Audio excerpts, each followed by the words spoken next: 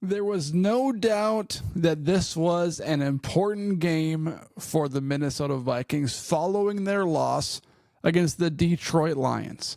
And 2 weeks ago, less than 2 weeks ago, 5 days ago, the Minnesota Vikings were in sole first place in the stacked NFC North with a record of 5-0.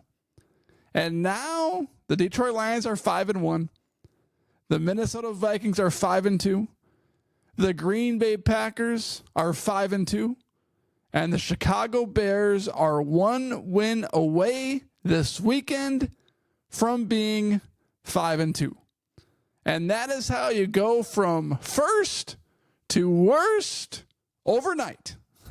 And the Minnesota Vikings managed to somehow pull it off in classic Minnesota sports fashion. All right, let's react to this game. The Minnesota Vikings get off to an amazing start. 14-0. Sam Darnold, touchdown pass to Josh Oliver. Sam Darnold, touchdown pass to Trent Sherfield Jr. 8 for 8, 97 yards, 2 touchdowns, first 2 drives for the Vikings. Unfortunately for the Vikings, Matthew Stafford also was sensational their first 2 drives. So after each team's first 2 drives, both teams put up 14 points. So the offensive lead, the offensive start, didn't really mean much because the Minnesota Vikings defense surrendered all of those points immediately. And that was a problem throughout the course of this game. The Minnesota Vikings offense, after the first few drives, only manages to put up 6 points the rest of the way. And that was not enough to defeat the Rams. Coming into this game, the Vikings were favored by 2.5 points. Coming into this game, Puka Nacua was not expected to play because of his injury. But somehow, some way, out of nowhere, the best kept secret in the NFL, the Rams were cautiously optimistic the morning of game day that Puka Nacua could play, and he does.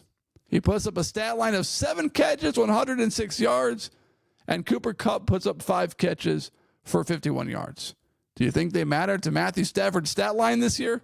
He had 3 touchdowns entering this game.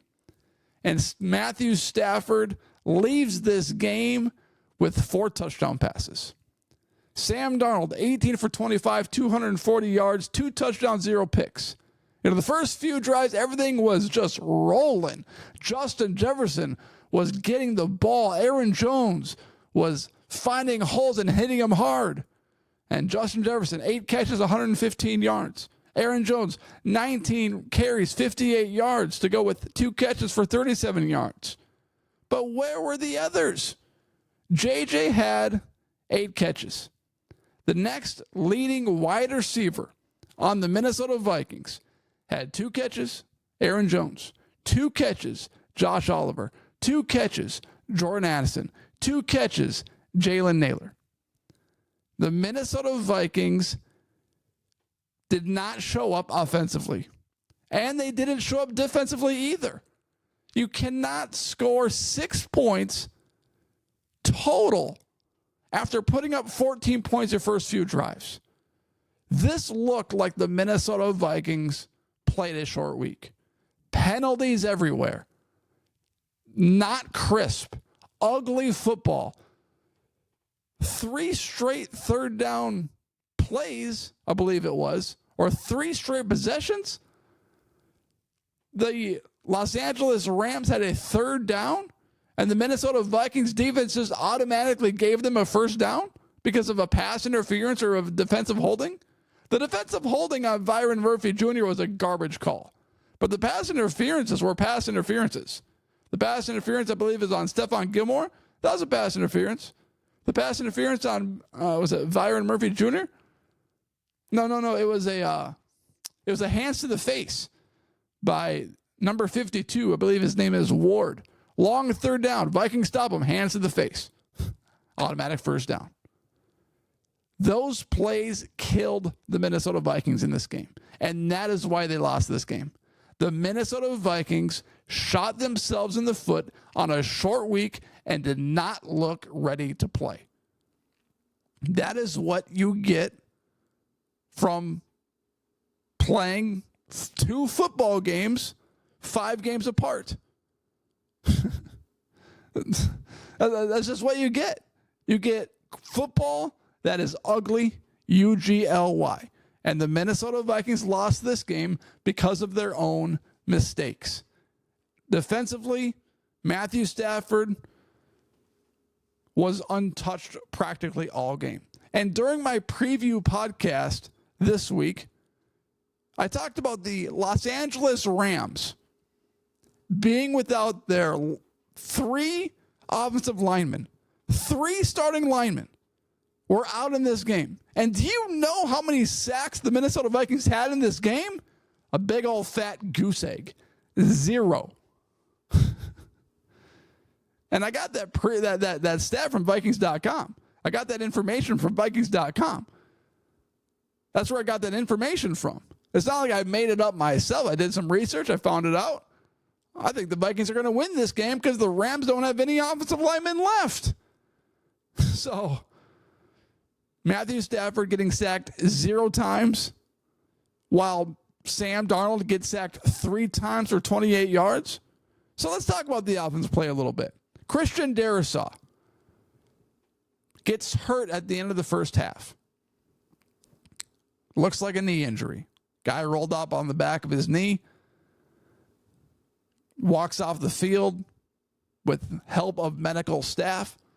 And the instant reaction to many Vikings fans was, why is Kevin O'Connell running a play there? Well, 1, the Vikings were at their own 3-yard line. There's not much room to kneel the ball. 2, Kevin O'Connell and the Minnesota Vikings had 3 timeouts. You run a simple run play up the middle. Maybe Aaron Jones busts that for 15 yards. Well, you got 3 timeouts left. Run a couple pass plays and you're in field goal range. Will Reichard can make 60-yard field goals for crying out loud. If the Minnesota Vikings kneeled it, do you know what everybody would be saying? Oh, you got 3 timeouts, 35 seconds. That's plenty of time. Just do a simple run play. Maybe Aaron Jones busts it out. It's the most classic Monday morning quarterbacking there is. Sometimes that happens. It's football. It's one of the most physical sports there is. Christian Darrisaw got rolled up on. It happens. It's not like Kevin O'Connell could predict that. He's just trying to be aggressive, trying to get points on the board, trying to get a lead before halftime, especially because the Los Angeles Rams get the ball coming out of halftime. And their offense had looked spectacular so far. So if you can get an extra 3 points before halftime, that's what I would do too. So Kevin O'Connell, in my opinion, did the right thing by trying to score. And he didn't do it in an over-aggressive way. It's not like he came out and started gunslinging the ball, Sam Darnold, in his own end zone. No. He did a simple run play to Aaron Jones. He carried the ball 19 times. 18 of those 19 times, not a single Minnesota Vikings player had an injury. The one time, right before halftime, Christian Darrisaw goes down. It happens. Uncontrollable. So Christian Darrisaw goes down, brings in Quessenberry, which is obviously a big downgrade, and Sam Darnold and the Minnesota Vikings offense could not get going in the second, third, or fourth quarters, and that's a problem. Sacks, penalties, it was ugly. And the Minnesota Vikings are starting to unravel. And I said this a few weeks ago. I said, warning to Minnesota Vikings fans. Go check out the YouTube. Warning to Minnesota Vikings fans. Be careful. Because there's going to come a day when they don't look too crisp. When things aren't looking good. When things are starting to fall apart after they hit adversity. And we're starting to see it. It was too perfect the first 5 weeks of the season. Everything that you could have asked for went right. Even when the Vikings made mistakes, they made the perfect play following their mistake, thinking Ty Chandler fumble against the Jets. Whoa, I guess Van Ginkel just pick 6 of them. Aaron Rodgers had run it in the end zone. That's how the first 5 weeks of the season went. Vikings mistake, unbelievable Vikings play to overcome that mistake. That's what they did against the Texans, the 49ers, the Giants. Happened all the time. Happened, and it was too perfect. Things were going too perfectly for the Vikings. And that's what I was saying. Everything is going right. Offense, Sam Darnold. Should we sign him to a contract extension now? Is J.J. McCarthy going to even play next year? Oh, these nicknames for the Minnesota Vikings defense. This will look like the Purple People Eaters. C.J. Stroud, Brock Purdy. These guys have never faced a defense like this before. Well, Jared Goff tears up the Vikings last week. Matthew Stafford tears up the Minnesota Vikings defense again. I guess Blake Cashman might be the team's MVP because ever since he went down, the Vikings defense looks awful. So I'm not surprised by any of this because this is what I predicted would happen. And just for a quick side note, I predicted the Vikings to go 5-12 before the season began. Over-under was 6.5. And it's still in play. 5-12 is still possible. Obviously, it's not going to happen. But hey, statistically, 5-12 is still possible. After they beat the Jets, I came on the podcast with Jake and I said, you know what? 5-12 is still possible. We'll lose to the Lions, lose to the Rams, short week, in a big game to remain at least atop the NFC North alongside the Detroit Lions. Now they're 5-2.